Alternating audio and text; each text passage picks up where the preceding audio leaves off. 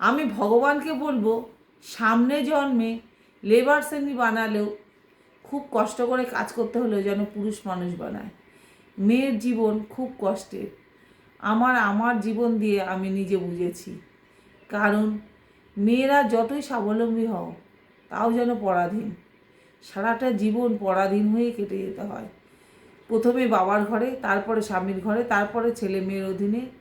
এখন যদিও বৃদ্ধাশ্রম হয়েছে, বৃদ্ধাশ্রমে থাকলেও তাও আমার মনে হয় পয়সা দিয়ে থাকলেও নিজের কিছু মতামত জানানো যায়, নিজের ইচ্ছা অনিচ্ছা জানানো যায়, কিন্তু ফ্যামিলির মধ্যে থাকলে সেটুকুও জানানো যায় না। বলে না, ঘুটে পড়ে গোবর হাসে, এই দিন সবার আসে। এতদিন বুঝিনি, কিন্তু অর্ধেকটা বয়স পার হয়ে গেছে তো এখন মনে হয় মেয়ে জীবনটা খুব কষ্টের এবং সবারই যেন একই রকম, সে চাকরি করাই হোক আর গৃহবধূই হোক।